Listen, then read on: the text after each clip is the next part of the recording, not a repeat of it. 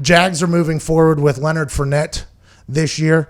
There was talks that he was on the trading blocks because he came out and said that he loved Gardner Minshew, but Cam Newton is a championship caliber quarterback. Literally the next day they were looking to trade him. Couldn't find any suitors, they say, in the market. They're saying that they had talks with him. They feel like he's in a position both mentally and physically to have a great year next year. Let's move on and act like nothing happened. Leonard Fournette had his best season last year after he went to Montana or Wyoming. He eliminated some people from his life, came back even better. Remember, at LSU, he was a grown man playing running back against a bunch of student human athletes. And whenever he got to the NFL, he was good, but he wasn't as dominant as he was at LSU. Last year, he started getting back onto that path. He puts out a tweet about Cam Newton. The Jaguars say, oh, you think you want to make our team better, huh?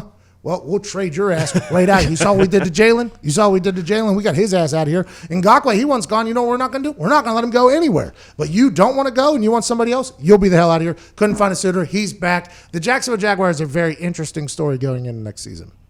They got rid of Nick Foles, who they paid $80 million just last year because he got hurt. He goes to Chicago Bears to compete with Mitchell Trubisky.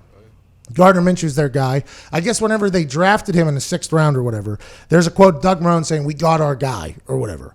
Well, if he's your guy, why'd you wait till the 6th round? Is what a lot of people would say. He did bring a spark to Jacksonville. Oh, yeah. He played great football. He played really good football. Will he get better this year? And is that really the quarterback that the Jacksonville Jaguars think is going to win a Super Bowl? If that's the case, I guess I don't knock it, and I like the fact that they got Leonard Fournette back. But, boy, there's a lot of interesting situations from the personal standpoint going into this upcoming season that nobody knows is going to happen.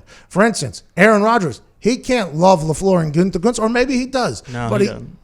I'm not speaking for him, but I don't know how he could. I don't know how he could either. But he's going back into the building after his quarantine. Be professional. Don't let it carry into anything. You're a professional athlete. You're paid very highly. You can't have emotions or feel any certain way towards anybody. Okay, don't handle it. Leonard Fournette, you remember when you thought about tweeting something? We want to get you the hell out of here. You remember that? Do that again. He's going back in there now. He's paid $4.6 million next year, a total 8.6 whatever cap hit because they include the salary or the signing bonus. But it's just one of those things where there's a lot of those situations that are starting to bubble up everywhere. And on the flip side, a guy that people would expect this to happen, Odell Beckham's like, no, I'm coming back better than I've ever been next year. I think last year, whenever he was playing hurt for the Cleveland Browns, and there was big expectations and big hype on the Cleveland Browns, and they were inevitably running draws on 4th and 18 and such with Freddie Kitchens.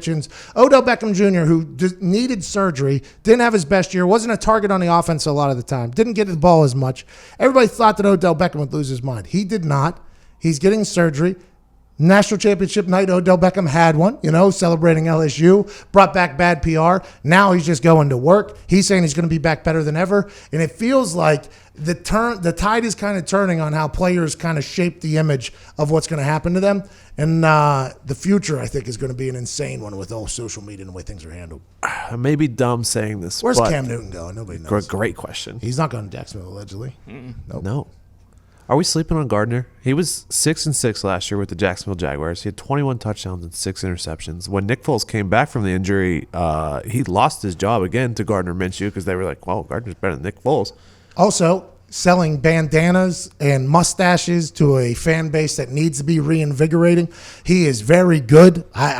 Maybe we are, but he was a 6th-round pick rookie. I mean, everybody was sleeping on him, Mm-hmm. But maybe we need to wake up like the rest of the world, like Duval is currently. Pool parties, Gardner Minshew. That's what Jacksonville does. I don't even think people sleep on him so much as it is the organization. I just don't think they trust the organization to put the people around him or to succeed in any fashion. Well, and also, I mean, the NFLPA came out and said that 25% of their complaints are directly towards the Jacksonville Jaguars. There's 32 teams, 25% of the complaints are against the Jacksonville Jaguars. That's not great news for people that, free agents and such. Now, granted, they signed Joe Schobert, who is a great linebacker for the Cleveland Browns, but I don't know.